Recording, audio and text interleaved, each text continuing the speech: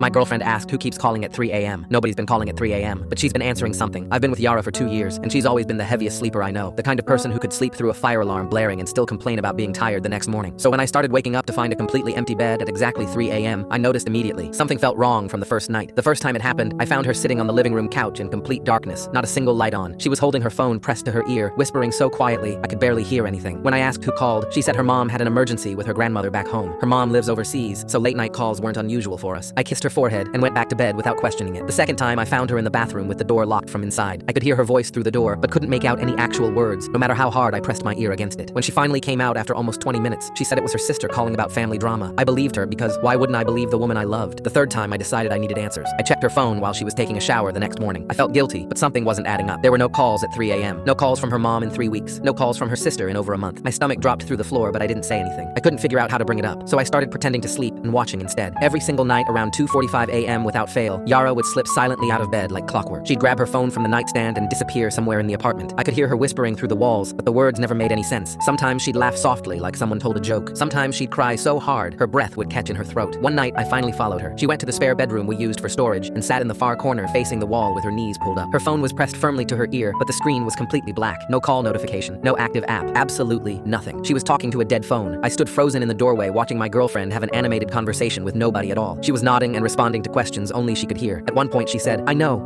I'm trying my best, and her voice cracked like she was about to break. Then she whispered, I'll do it soon, I promise you. I stepped back and the floor creaked loudly. She spun around instantly and her eyes were completely glazed over like nobody was home. She looked directly at me, but through me, like I wasn't even there. Then she blinked twice and genuine confusion replaced the emptiness. Why are you awake? She asked, like absolutely nothing strange had happened. I told her I heard noises. She said she couldn't sleep and was just sitting here thinking. The phone had somehow disappeared back into her pocket without me seeing her move. The next day, I called her sister using a number from Yara's contacts. She sounded surprised and said she hadn't spoken to Yara in 4 months. I called her mom, who said the exact same thing. That night, I hid my laptop in the spare room closet to record everything. At 3 a.m., Yara got up like always. I watched the recording next morning and my blood went completely cold. Yara walked in and sat in the corner exactly like before. She pulled out her phone and held it to her ear, but in the reflection of the window behind her, I could clearly see her phone screen. It was on. There was a face staring back, a video call with a man I had never seen before in my life. He was older with gray hair and a jagged scar running across his left cheek. He was talking and she was responding to every single word. This wasn't sleepwalking. She was having secret video calls with a complete stranger and erasing every trace. I confronted her that evening with the recording. She went completely pale and started shaking violently. She begged me not to be angry with her. The truth finally came out. The man was her biological father, a man who went to prison when she was 6.